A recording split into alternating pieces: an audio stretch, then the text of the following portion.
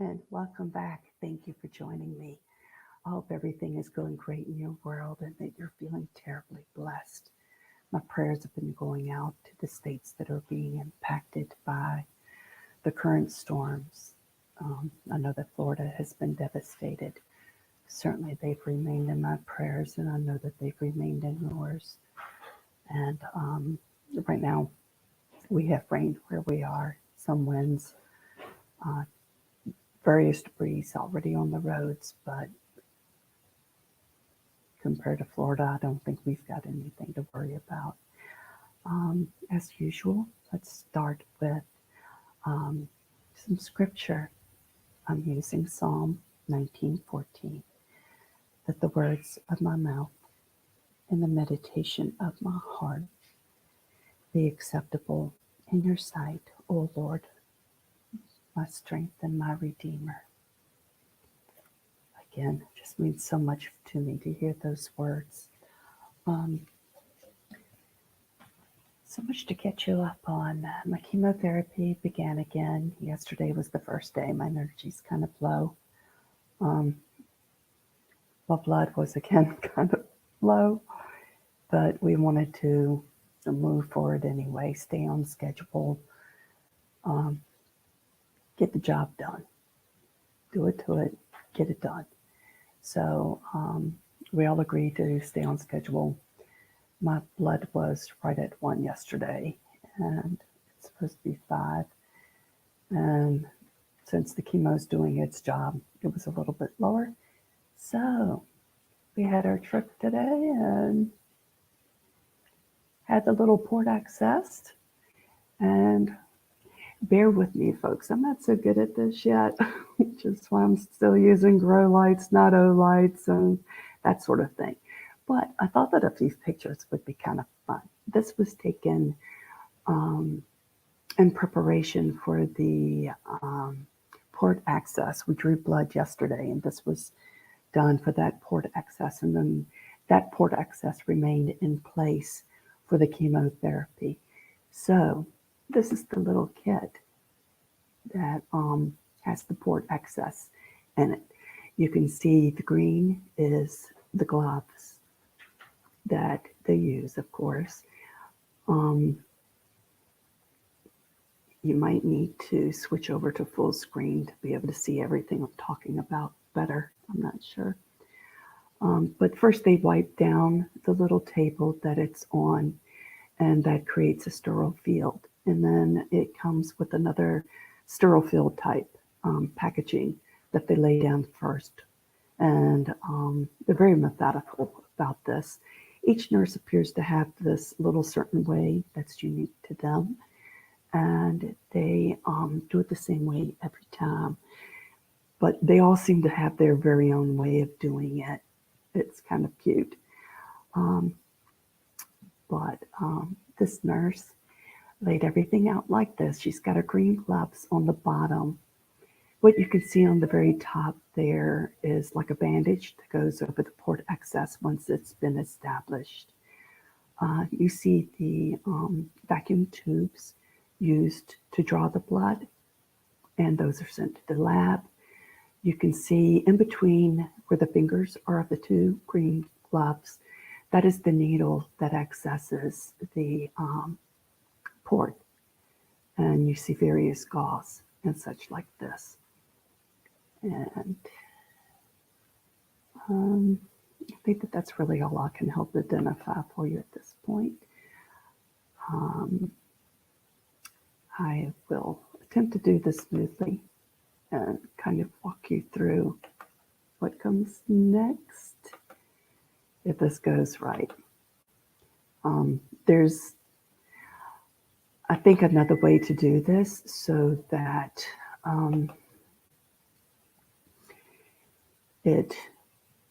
I can line up the pictures already on this, but I don't know how to do it yet.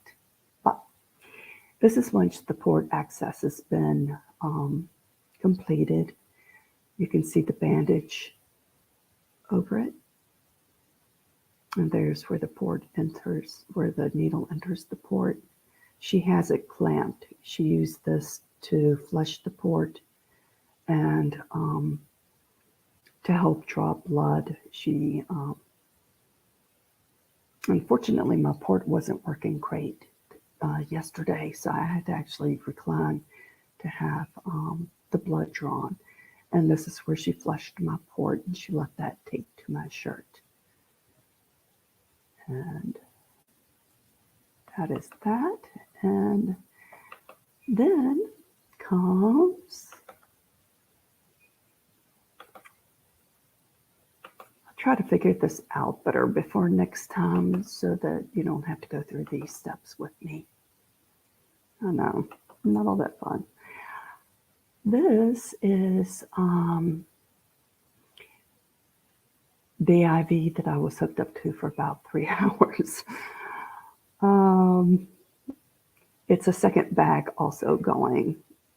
This is the actual chemo going in. And because of my angle, you don't see that there's also a saline IV bag. And they're sort of double dripping me here. I have to be careful when I shoot the pictures to make sure that I don't catch patients walking through this area or nurses or someone that wants to be concerned that their image showed up on YouTube without any sort of permission. I would never want to invade someone like that. So I had to angle it in a strange way and click it quick to make sure that I didn't reveal anyone that didn't want to get revealed. And that was covering up my access to the software that I use, so hopefully that showed. Anyway, and you know, I always have these little fun stories to go along with, you know, my adventures. So I had gone to PT for the first time, and I met a man there, and I don't know, it seems now that us chemo patients, well, I'm recognized for obvious reasons, but we seem to somehow gravitate to each other anyway. And first, a woman was talking to me. She had cancer 8 years ago and had some lymph nodes removed and was without incident. And she was there because she had lymphedema, so her right arm was quite swollen. And they were using PT and other things to help bring back down the swelling and move that fluid where it belongs. So she was telling me about that, and that it all came from a little dog scratching her. And the dog didn't mean to hurt me, but it did.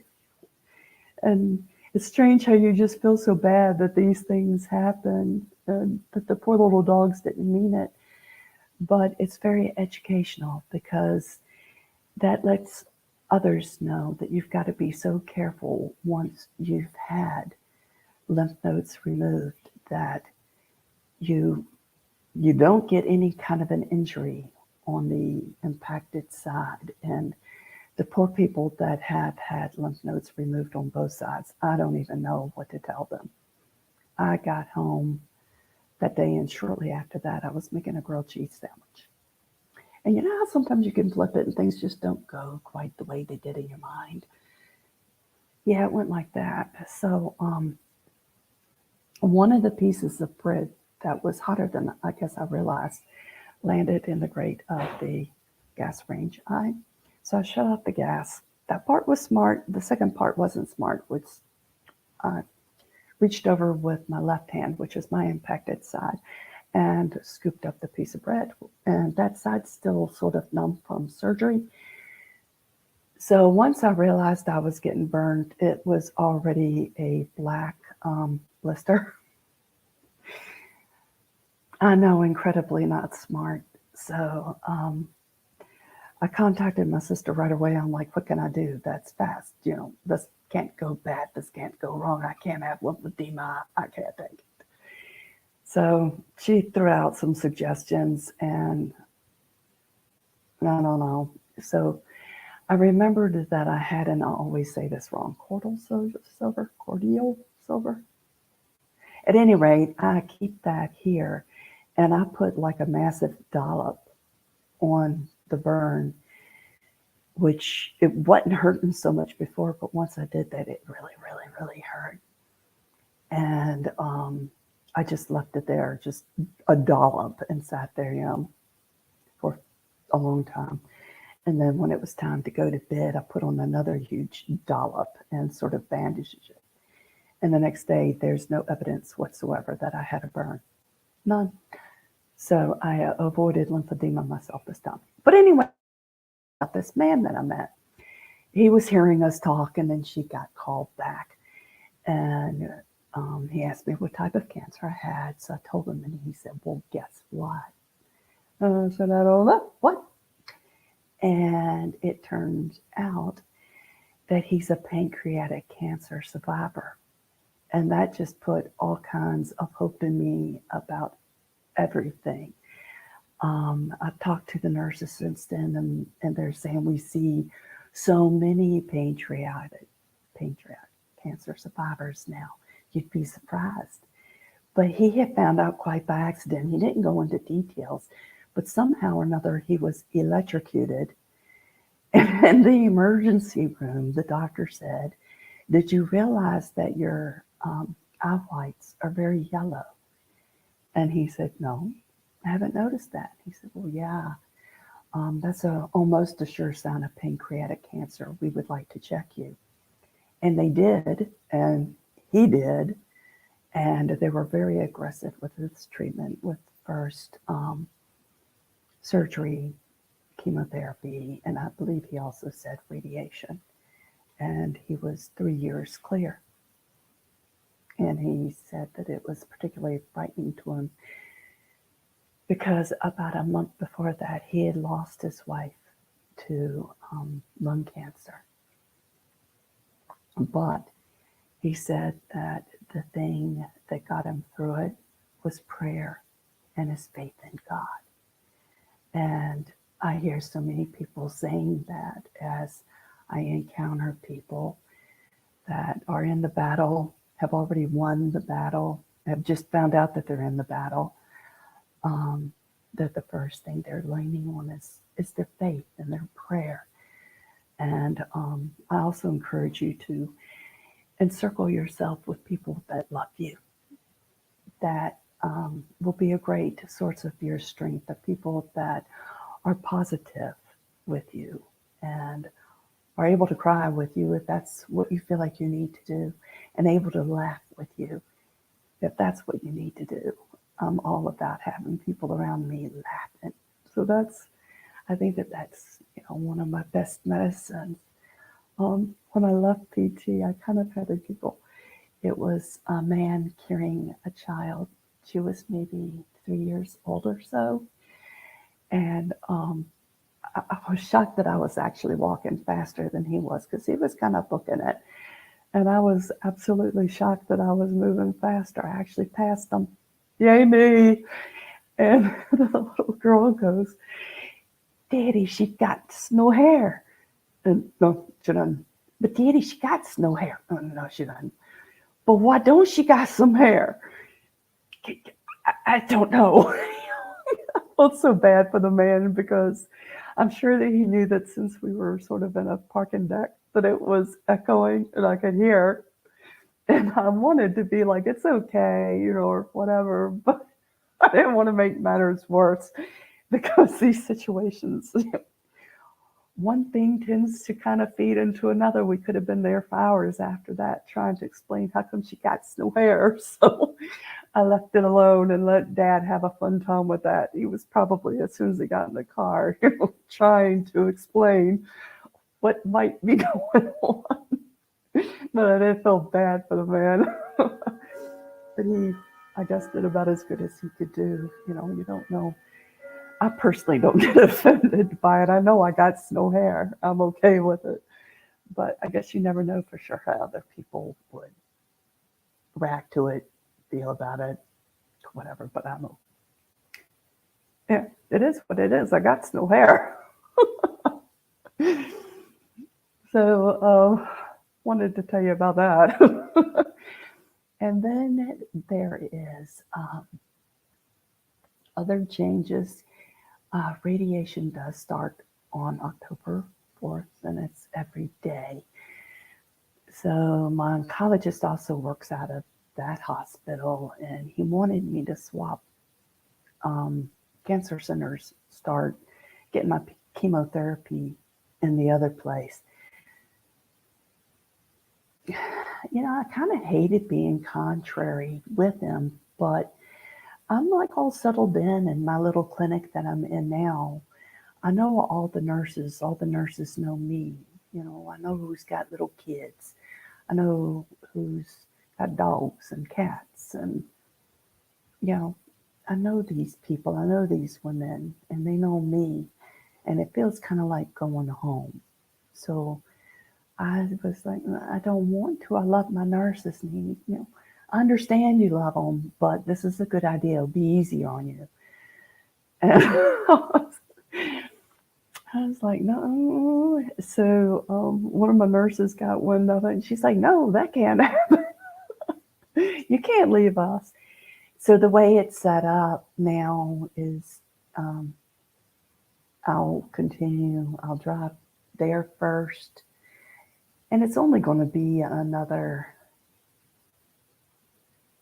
6, 12, I don't remember, 6 treatments. I know, 6 treatments, I think, so it's not that much. But I'll drive there first, then drive to my regular clinic and get it done with my usual peeps. And um, they're working with me on my timing. And if I'm a little bit late, then they understand. If I get finished there early and I want to just come there, they said for me too. So that's good. See, I told you they're my peeps. Love them. And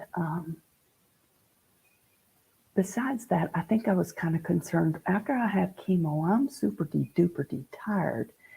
And I wasn't sure about driving, I don't know, about an hour and 20 minutes, feeling super duper tired. I mean, there are ways to make yourself uncomfortable and such, like if it's cold outside, roll down your windows or play music that you really hate or something like that. But I still felt it's one of those roads initially that's sort of lulling because it's just a straight up highway. It does go up and down a lot because it's the foothills of Appalachia. So it's a lot of up and down, but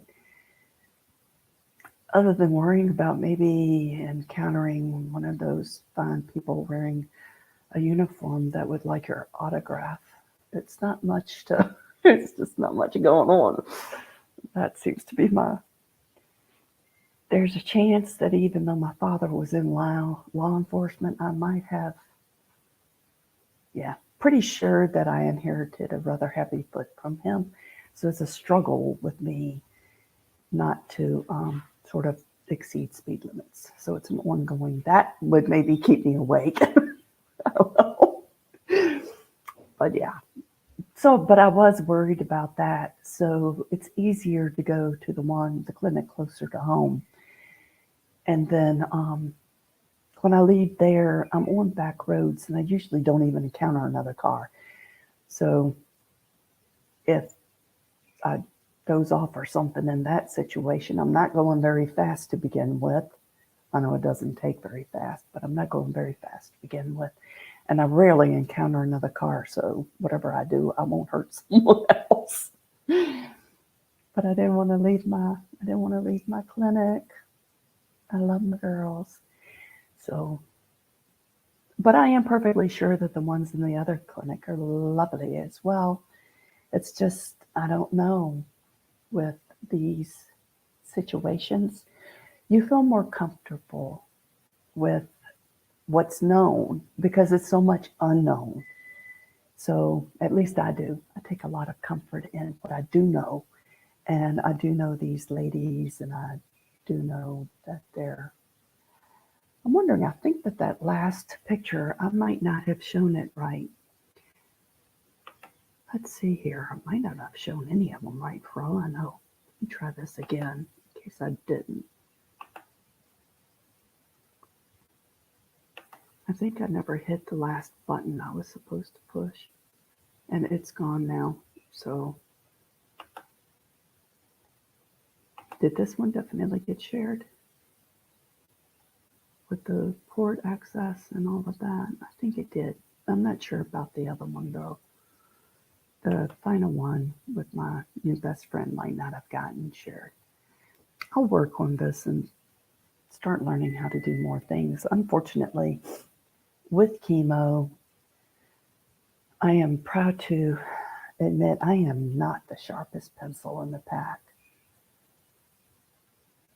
I'll learn these things better after the chemo is finished. I hope. But right now, I don't know, I'm not feeling terribly strong at any of it, but I'll improve. I'll improve. I do have people that are willing to help me out, but you know how you just don't like calling on folks.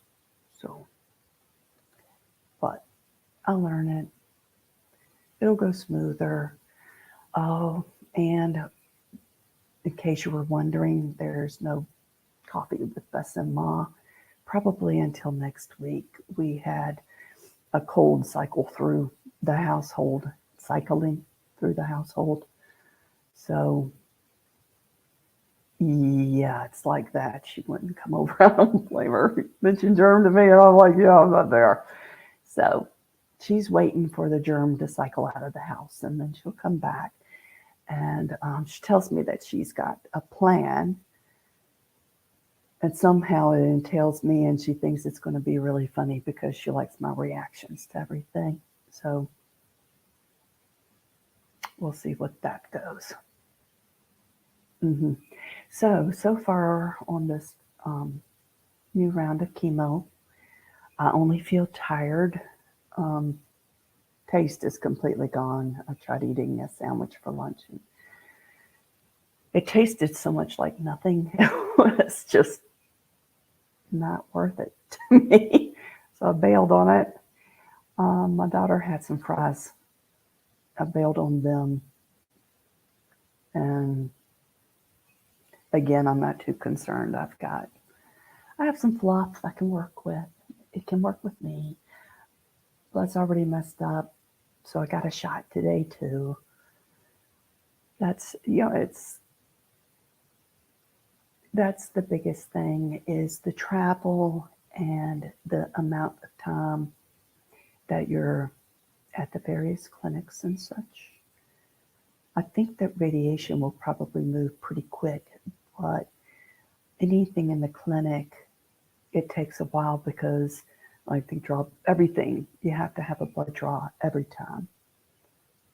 And then it takes the lab a bit to get it finished for you and the results to come back. And I went into it with a 1 and I should have a 5. So I already knew that I was going in low. So today, he kind of wanted to nip it in the bud. Last time, we sort of waited a little while to see what would happen. This time, he was more aggressive, and he had me come in today, and they checked the blood. And I think I was still there over 45 minutes because they've got to check the blood and then wait for the results. The results came back, and I had to call it in the pharmacy. And then you got to wait for pharmacy to give you the medications you need. So then I got my shot, and then I was able to leave. But it was still, like I said, about a 45-minute process. Usually the shot makes me feel kind of terrible. I'm not feeling terrible yet, but usually I don't know if it's just me or if it happens with everyone. It makes you kind of low-key nauseated, or me. It makes my legs ache. It makes me feel really tired. And it might also be the chemo that's causing it, but I wasn't feeling it as much. So my legs were aching, but they ache even more once I get the shot. And I'll have 3 rounds total. So This is the second inning, round one.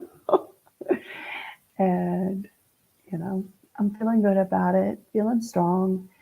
I'm having a little bit over a week off from it.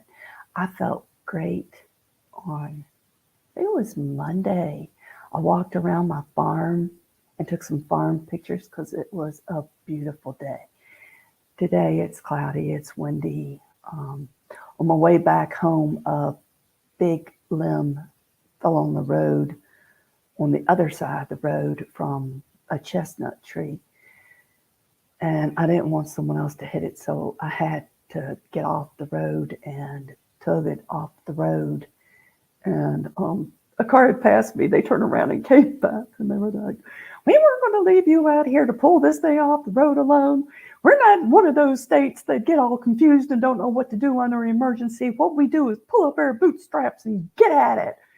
So let's get at it together." So we pulled the large branch out of the road together, pulled it into a yard, the same yard that the branch was in.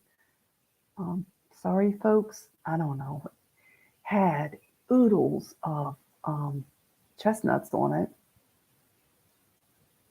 Someone I know might be going back and collecting the seeds. You plant them and they do great. So yeah, free trees, I'm in.